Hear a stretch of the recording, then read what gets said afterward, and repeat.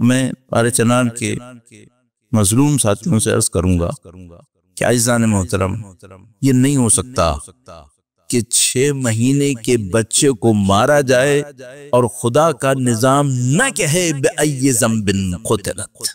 یہ نہیں، یہ خدا کا نظام خود پکارے گا، بِأَيِّ ذَنبٍ قُتِلَتْ۔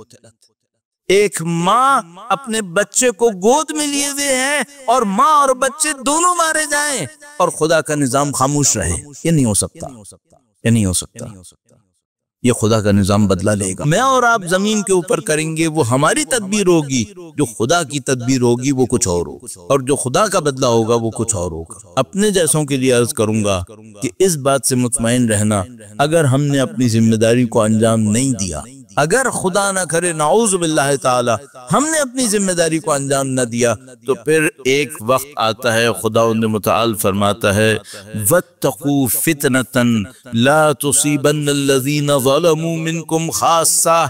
اس آزمائش سے ڈرو جو صرف تم میں سے ظالموں پر نہیں آئے گی، وہ سب پہ آتا۔ یہ میں نے قرآن کریم کی آیہ کریمہ کا صریح ترجمہ آپ کی خدمت میں عرض کیا ہے، وَاتَّقُوا فِتْنَةً لَا تُصِيبَنَّ الَّذِينَ ظَلَمُوا مِنْكُمْ خَاصَّةً۔ اس آزمائش سے ڈرو جو صرف ظالموں پہ نہیں آتی ہے۔ جب وہ آزمائش آتی ہے تو پھر سب کو اس آزمائش سے گزرنا ہوتا ہے، اس کا صرف ایک راستہ ہوتا ہے، جب وقت ہو تو مظلوم کی حمایت میں جو کر سکتے ہو وہ کر لو۔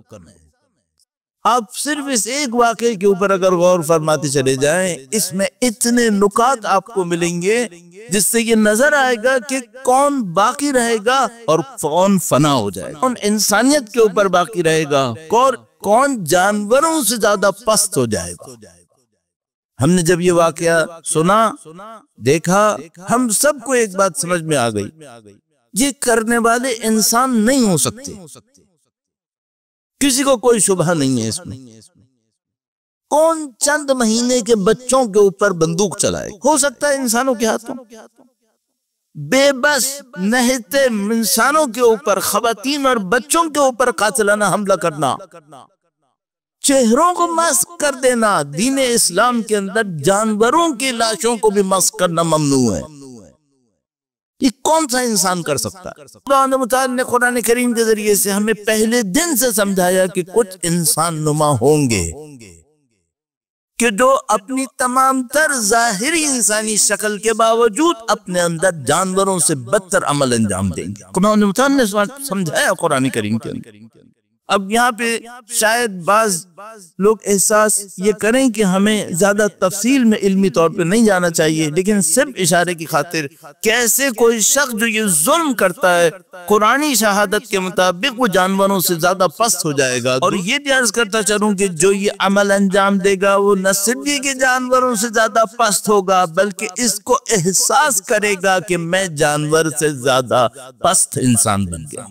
یہ احساس بھی ہمارے سامنے قرآن کریم میں صراحت سے موجود ہے کہ جب وہ قاتل قتل کر چکا ہوتا ہے تو اب اس کے بھائی کی لاش اس کے ہاتھ میں ہے اور اس کو نہیں معلوم اس کے ساتھ کیا۔ یہاں پہ ایک سوال ہے، کیا یہ جو 2 بھائی تھے، میں معذرت چاہ رہا ہوں کہ تھوڑا سا علمی گہرائی میں جاؤں گا، کیا یہ 2 بھائی زراعت اپنی آنکھوں سے نہیں دیکھتے تھے؟ معاملہ گندم کے دانے کا تھا اور قربانی کا تھا۔ اس کا مطلب یہ کہ جانور پالنا بھی جانتے تھے اور زراعت کرنا بھی جانتے تھے۔ اچھا، جس معاشرے کے اندر جن 2 بھائیوں کے درمیان ان کے قوم کے اندر زراعت تھی، وہاں اس کو کیا پتہ نہیں تھا کہ زمین میں کچھ بویا جاتا؟ پتہ تھا۔ تو اس کی عقل میں یہ بات کیوں نہیں آئی کہ اپنے بھائی کے لاشے کو زمین میں دفنا دے؟ اس کے ذہن میں قرآن کریم ارشاد فرماتا ہے ہم نے کوے کو بھیجا جس نے ایک اور لاش کو زمین میں دفنایا، اس سے اس قاتل نے سیکھا کہ مجھے اپنے بھائی کی لاش کے ساتھ کیا کرنا۔ کیا نشانی ہے اس کے اندر؟ اس کے بعد وہ قاتل خود اپنے اوپر افسوس کرتا ہے کہ میں کتنا بدبخت ہو گیا ہوں کہ میں اس پرندے اور اس جانور کے برابر بھی عقل نہیں رکھتا۔ کیا نشانی ہے اس میں؟ کیوں خداوند متعال نے ہمیں یہ واقعہ سمجھایا؟ جو معاشرہ زراعت کر رہا تھا، جو معاشرہ جانوروں کو پال رہا تھا، کیا ان کو نہیں پتا تھا کہ جب جانور مرتا ہے تو کیا کرنا ہوتا ہے؟ کیا ان کو نہیں پتا تھا کہ جب زمین کو کھودتے ہیں تو اس کے نیچے گندم بوئی جاتی ہے، اس میں سے گندم کے دانے نکلتے ہیں؟ کیا ان کو کھودنا نہیں آتا تھا؟ آتا تھا، لیکن خدا تعالیٰ فرماتا ہے کہ جب کوئی شخص اپنی ذاتی خواہشات کے اندر، حسد اور کینے کے اندر پست ہوگا تو ایسا پست ہوگا کہ کووں سے سیکھنا پڑے گا اسے، وہ جانوروں سے زیادہ نیچے جائے گا۔ اور یہ وہ مشکل ہے جس میں اس وقت انسانیت مبتلا ہو گئی ہے۔ اور یہ معاملہ صرف ایک انفرادی واقعہ نہیں ہے جو پارہ چنار کی مثال کے طور پر راستے کے اوپر پیش آیا، جس میں اہل بیت اطہار علیہ السلام کے چاہنے والے مظلومانہ ترین انداز میں شہید کر۔ یہی سب کچھ غزہ میں 1 سال سے زیادہ سے نہیں ہو رہا ہے؟ کیا یہی سب کچھ لبنان کے اندر کئی مہینے سے نہیں ہو رہا ہے؟ کیا یہی سب کچھ امریکہ نے عراق میں، افغانستان میں، دنیا کے دوسرے ملکوں کے اندر انسانوں کے ساتھ نہیں کیا؟ تو میں کیا دیکھوں اس کو؟ میں ایک بات دیکھوں گا، انسانیت اپنی پست ترین شکل میں ماڈرن زبان کے اندر ظاہر ہو گئی۔ کیوں ہم سے کہا گیا کہ 1400 سال کے بعد بھی کہو انی سلم لمن سالمکم؟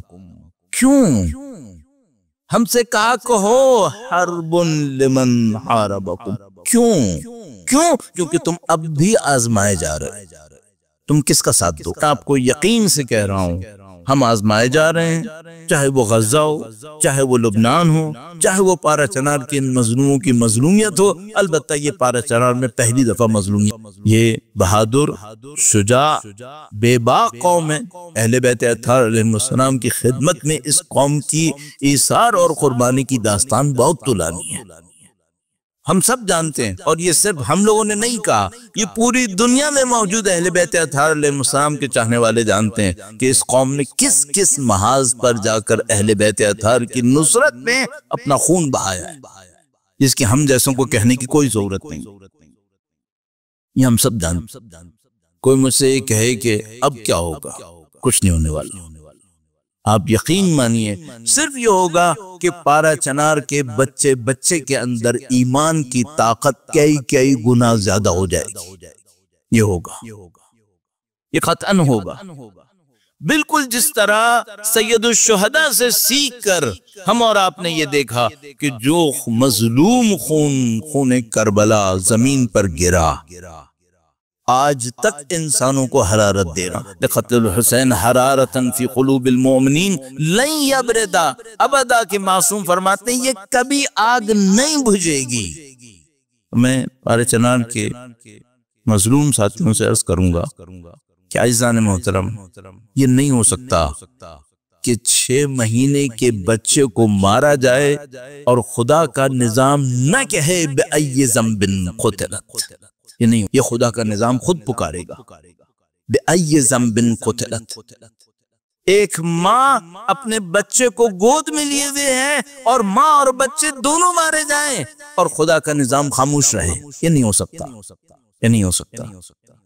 یہ خدا کا نظام بدلہ لے گا۔ میں اور آپ زمین کے اوپر کریں گے وہ ہماری تدبیر ہوگی، جو خدا کی تدبیر ہوگی وہ کچھ اور ہوگا، اور جو خدا کا بدلہ ہوگا وہ کچھ اور ہوگا۔ اپنے جیسوں کے لیے عرض کروں گا کہ اس بات سے مطمئن رہنا، اگر ہم نے اپنی ذمہ داری کو انجام نہیں دیا، اگر خدا نہ کرے نعوذ باللہ تعالی ہم نے اپنی ذمہ داری کو انجام نہ دیا، تو پھر ایک وقت آتا ہے، خداوند متعال فرماتا ہے وَاتَّقُوا فِتْنَةً لَا تُصِيبَنَّ الَّذِينَ ظَلَمُوا مِنْكُمْ خَاصَّةً۔ اس آزمائش سے ڈرو جو صرف تم میں سے ظالموں پر نہیں آئے گی، اس سب پہ آتا۔ یہ میں نے قرآن کریم کی آیہ کریمہ کا صریح ترجمہ آپ کی خدمت میں عرض کیا ہے، وَاتَّقُوا فِتْنَةً لَا تُصِيبَنَّ الَّذِينَ ظَلَمُوا مِنْكُمْ خَاصَّةً۔ اس آزمائش سے ڈرو جو صرف ظالموں پہ نہیں آتی ہے۔ جب وہ آزمائش آتی ہے تو پھر سب کو اس آزمائش سے گزرنا ہوتا ہے۔